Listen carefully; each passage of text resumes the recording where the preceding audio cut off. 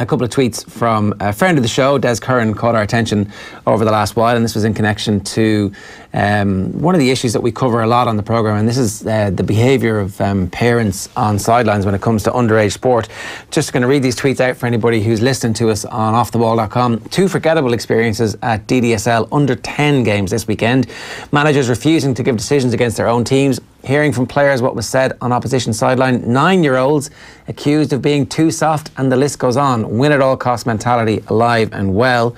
And then my assumption was that those coaches would have done child protection and welfare courses to affirm that at this age it's all about creating a safe and happy environment for these kids to play in. But that all seems to go out the window when the whistle sounds. Des Curren, good morning to you. How you doing? Morning, Ger. How are you? Yeah, good. I'm not surprised to read these tweets because we hear about it so much, but when we saw them we figured we'd just try and get an opportunity to ventilate this item, because it's something that always rings a bell for a lot of parents. You go to matches and you're always kind of looking over your shoulder going, is that did I really hear what happened there? Tell us a little bit about your experience. What happened? Yeah, I'd like to say it was an eye-opener, but, and to a certain extent it was, but, you hear stories, and some of the responses I've received over the last few days, and it's not just from parents of kids involved in the DDSL, but further afield as well. I mean, we've had, a very enjoyable season so far. I get to most of the lads' games, when I can. So we're about 4 or 5 weeks into the season. There's been no issues whatsoever. And it was just 2 games, one Saturday, one Sunday. So he plays a Saturday team and a Sunday team. And the Saturday team was a home game. And it wasn't any parents. It was actually coaches. And there were 3 coaches on the line of this opposition team that arrived. And there were a few tackles went in the game, and, you're sort of standing on the sideline and thinking, oh, maybe that's a foul there. The big issue here is there are no referees at under 10, or in certain leagues there aren't. So there's kind of an honour system between the coaches where if one of your players fouls one of theirs, you're the one who calls it, and vice versa. So you're just relying on the coaches to have, well, what for me would be the maturity level. I know you can get wrapped up in a game, but to say to your own team, well, that's a foul, that's their free. So as the game was going on, this obviously wasn't happening. And I think over the course of 50 minutes, there was one foul call by the opposition line. Now, people might say I'm being a bit naive or a bit soft here. So we kind of brushed it off, and the 2 coaches got into a bit of an argument at one stage, and our coach went over and apologised and shook hands afterwards and said he was out of line. There was no apology, from what I understand, from the other side of the line. And then Sunday we moved on. We were playing one of the bigger Dublin clubs, if I can put it that way, in an away game. And the same thing happened all over again. And you're just walking away thinking, my fellow was very upset in the car coming home. And there was one of the young lads, one of his teammates at one stage in the middle of the game, just asked his coach, why isn't that a penalty? And the coach has to explain, well, they have to call it. So the young kid looks to the line, to 3 coaches standing there and nothing. And, you're just wondering, these kids are going out and they're training maybe twice a week, and they're playing to certain rules and all this kind of thing. And then this thing happens, and then they're left questioning what's going on. Now, when referees do come in at under 12, there's going to be that confusion now, because if they feel there's certain things they can do and get away with. I mean, they are 9. And, if you think the apple doesn't fall too far from the tree, that was the expression I was left with on Saturday, because some of the players were reacting in a manner that the coaches were allowing them to. What were the players doing? There was just what I found out afterwards. There was a lot of accusations being made on the pitch. Now, in the Sunday game, there was one of the lads who was called a diver. Now, if you can tell me that there's a 9-year-old who would prefer to throw himself on the ground than actually score a goal when he's got a chance to score a goal, I think you're living in a different world entirely. And there was criticism of young lads, 9-year-old lads, based on how they looked. And, I got a tweet from someone who was involved in a different league, and he said one of his players, a young lad with red hair, and he could hear parents from the opposition sideline calling him Bosco and things like this for the entire game. Now you're thinking these are grown adults, men and women, and they're getting embroiled and involved in this kind of thing. You'd wonder exactly what's going on. I don't know what the solution is, but if it's not clamped down in some way, be it through the line or through something else. Now, someone also said to me, look, you can't be praising kids all the time as coaches, because they have to learn at some stage. But you also think, what's going to work better? Are you better off screaming at an 8-year-old because he didn't run back? Or are you better trying having an explanation with him, as to how he could do it better? The 2 best underage coaches I've seen in the last few years, you wouldn't actually hear them on the sideline. And still they get their message across, and still they go out and they play football and the kids enjoy it. I just don't see a benefit. I do think there is this thing as well, from what I've seen anyway, that maybe it's a badge of honour for certain coaches or certain clubs to be playing top division, and they don't want to be seen to be losing games. It's not meant to be about winning and losing at this stage. There are meant to be no scores kept. You know, players obviously know if they've won or lost games, but that's not what it's meant to be about. The whole thing is you do, as I said, these courses where it's about creating safe and happy environments for kids to play in. And Albert Byrne, who many of you might know, was involved with the league a long time, the Electricity League, he sent me a message saying, look, this can't be just a box-ticking exercise to say, yeah, we've done these courses. When the game comes, it's an entirely different situation. You talked about the two best underage coaches. What was the characteristics of those guys that made you think this is good coaching, and I kind of understand now what good coaching looks like as opposed to the stuff that you would have seen last weekend? Well, again, one of them was involved with the club my son plays, and he's since moved on now. But I never heard him shout. I never heard him roar. Now, he'd get stern every now and then, but there's a way of imparting your message. You see other guys screaming and roaring at kids on the sideline. Now, I've yet to see many 8 or 9-year-olds who will respond better to that than they will to a little bit of encouragement. You can still get the same message across, but there's a different way of doing it. But I just think now it's this win. You have to win. You have to win the game. And you see poor kids. I don't think there are kids enjoying this game as much as they used to. When I was playing way back in the day, you know, we didn't have a league until under 12, so we came in and there were referees straight away. And I think that solved a certain amount of it, because if you take the decision-making in terms of what happens on the pitch away from the coaches and leave it with a referee, granted he'll make mistakes every now and then, but that's one part of it at least removed as to where there can be areas of conflict and where there can be accusations thrown from one line to the other. I mean, understand, you know, generally young lads don't play for trophies and cups and leagues until under 12 and then upwards. But it leaves me worrying as to what exactly comes along when it is meant to be more competitive. Now, the kids will have more of a maturity level to deal with criticism the older they get. But I think when you're 8 or 9, I mean, what you want to do? You know, you come home after school and you're out in the back garden, you're wearing, you know, whatever shirt you're wearing of whatever your favourite club, and you're dreaming of being something and dreaming of playing for someone. But then you go down and you play in a match and that kind of thing happens. It'll turn more lads away from the game that it will draw to it, as far as I can see. What do you think of all this, Kenny?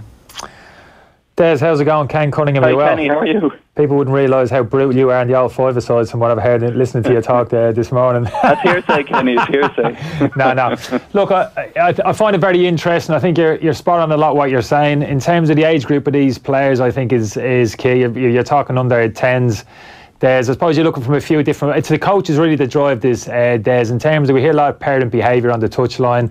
I think for me that's important as well. That's got to be addressed. Start of the season for me, that's a conversation that needs to be had between the coaches and the parents to say, look, this is what we expect of you in terms of behaviour from the touchline. Generally, you know, vocal encouragement for the players is no bad thing at all. But in terms of kind of any kind of overt criticism, just a tone of voice as well, I think is important. Kids that age, Des, and just in terms of what information that you're giving them. I mean, from a footballing point of view, a tactical point of view, shouting information from the sidelines onto the pitch from the parents, that's totally unacceptable for me. So that's one issue in terms of the players, how that's got to be addressed by the coaches, and of course from the coaches, you got to lead by example.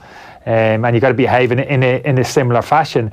For me, obviously I've got my coaching badges and stuff, and a bit of coaching that I've done. I generally try to say as little as possible on the touchline, and this is a kind of a general thing, depending, not really, regardless of what age group that you're dealing with. Because for me, players, kids, whatever age, 10, 12, 14, 16, 18, they've got to learn the game. They've got to understand the game. They've got to learn to make decisions, be better decision makers. And you've got to allow them to make those decisions, even if occasionally they're the wrong ones. They've got to find the answers themselves. So for me, from a coach, I'm more interested in standing on the touchline and being as silent as possible and seeing if the players themselves can resolve problems as they arrive on the pitch. That's part of your development as well, rather than trying to preempt things and shout information onto people. Watch your back, runner, go tackle him, drop off, head it, kick it, tackle. These are decisions which players need to learn to make themselves. This is what will aid the development and make them better players in the future going forward. So that's an additional thing in terms of coaches, in terms of information from the side as well, from a coaching point of view. In terms of the refereeing, I wasn't aware of this. That's an interesting one. I think in theory, it's oh, that's great because it's all about the kids and who wins, does it really matter? Let's do the right thing. But I can understand how that becomes a little bit of a car crash scenario in terms of both sides having to referee from the sidelines. So I think in terms of having somebody in the centre of the pitch with responsibility to referee the game is probably the way forward. You're probably right, that happens. I remember under 12s, you're right, I was the same. I did play competitive football, I think it was 11 or 12s. I came out of mini leagues in home farm and got into a team, I think it was under 11s, under 12s. And I always remember being the referee in the middle of the pitch, and obviously you needed a certain amount, respect the referee's decision. That's no bad thing. So straight away you're kind of up and running, as opposed to this touchline thing, which for me is not ideal. In an ideal situation, Des, would work, wouldn't it? In terms of the coaches, refereeing the right and doing the right thing. But I can if you haven't got those type of people on the touchlines that we're talking about, that's a natural consequence.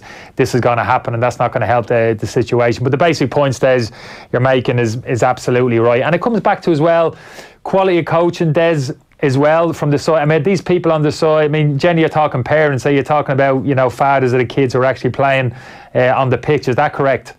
Well, no. Thankfully, I think, based on this season alone, with a few exceptions, I think the parents have been pretty good. Good. And a lot of them have been pretty quiet, and most of it has been that what you hear is encouragement.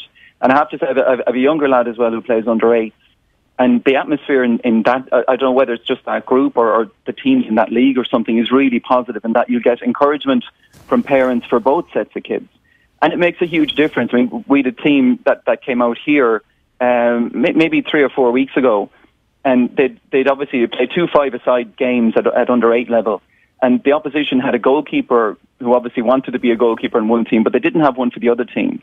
So the coach ends up putting one lad in who had been playing outfield, and you could tell he didn't really fancy it, but he did some good things. And the coach at one point, he made a couple of great saves, and we were behind his goal, and we'd give him a little shout of encouragement, and he could turn around, he was delighted. All he wanted was a little bit of encouragement. But he played one pass out with his feet, which they're all encouraged to do now, and it was intercepted, and they scored a goal. And then you heard his coach. You didn't hear it up to that, but then you heard it. And it was the poor kid's mum was 3 or 4 people up from us, and you're just thinking, is that something that should be acceptable? What did the coach say? I think sorry, for the Des, most part, the parents have been good. My issue would be with Des. Sorry, what did the coach say when the kid was playing the ball out? Sorry, say again, Ger. What did the coach say that when the kid played the ball out? He shouted at him that you can't do that, and for the want of a better phrase, he gave him a bit of a bollocking about it. And the poor kid, you can see the kid. I mean, if you're 8, you're going to kind of retreat in a bit little. Then it's, oh, geez, I made a mistake there, and then the next ball comes from. What are you going to do now? That's bullshit. It is. It absolutely is. Yeah. Well, you have to manage. I have to say, though, I don't want this to be completely one-sided. They had a coach for their other team who was an older, maybe more mature coach, and he was fantastic. He was up and down the line. Now, I know you're saying maybe the better way to do it is to stand back and maybe not say a whole lot, but everything he said was encouraging. So even if he was asking them to do something a little bit better, he found the words to say it the right way that they would respond to. And if it was a slight criticism what they did, he'd follow it up with some sort of positive after it. Yeah. That you're doing really well. Oh, just try and do this maybe next time, but you're playing really well. And you can see it makes an absolutely massive difference. Yeah, no, I agree with you. The environment is hugely important, particularly at the age that we're talking about. I think there will come a point out there, and you probably know it, whether it's 12, 14s, 16s, if you're actually looking to prepare players ideally for the professional game. That's a very small percentage of players, I know, but to play at the highest level possible, maybe you might just have to tweak your approach a little bit, and players maybe will have to harden themselves a little bit to a little bit more of a criticism, not necessarily during the course of the game. Not at under 10 level. Yeah, absolutely. So this is the point. So this is all about good coaching. There's no player of 8, 9, 10 for me has to play at the top division. If they're good enough, they'll end up playing in the top division. It's a fair point. And what will help them, of course, is getting good information, good coaching, and being in the right type of environment at the age group that you're talking about. That will all help them. And not being afraid to make mistakes because you're going to get bollocked by the coach. Exactly, Ger. Spot on, yeah. At some point at 16, you're like, okay, you made a wrong decision there, would you do the same thing again? As opposed to, that was bullshit, why did you do it? Like, you want your goalkeeper. But as I said, the older you get, once you get to 16, most players, well, you would think most, not all, but most will have, they'll have matured. They'll have that maturity level where they can understand what's being said to them a little bit more. And if it's, as I said, if it's said to an 8-year-old in the wrong tone and in the wrong way, I mean, how are they going to react? For the most part, 90% of them, how are they going to react? What I will say, Des, Ger makes the ball, they have to allow them to make mistakes, of course you do, and you don't hang them out to dry, you don't vocally strip them down on the pitch, but there might come a time, whether it's after the game, whether it's in training during the week, you might get a moment to take them to the side and listen, do you remember that moment during the game? And it's how you approach it, Des, like you talk about, your tone of voice, how you get your point across. Listen, you made a brilliant pass just before this, but you remember when you found yourself in this situation, you kind of you went to ground maybe a little bit early. Maybe in future, if you just so this even then they're making mistakes. I take your point, but it's important.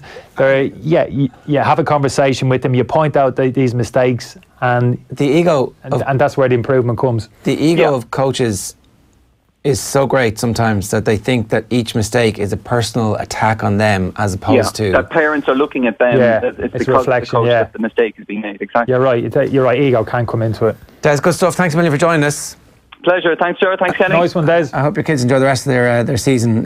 One comment on this on YouTube. Pelstar says the County Down Go Games blitzes have silent sidelines this year. You can actually hear the kids talking and calling for the ball. Silent sidelines are a great job. They should be rolled out across all sports.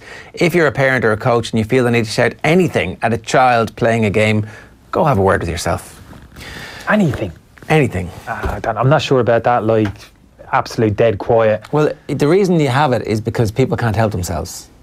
It's the conditioning people to not be abusive. It's not a million miles. I think people generally, parents are reasonable enough if you have a conversation with them and say, look, generally reasonable enough. I think it's nice to have a bit of encouragement, but then you're saying basically don't encourage your children. You have to make a good pass. Don't give. Well, I think it's nice to get a bit of vocal, even not from your own parents. Obviously, your own, but a different parent, somebody else on the touchline says, "Oh, well done," gives you a little clap. That's nice. That's a nice thing to hear. I wouldn't be saying don't cheer on the players like.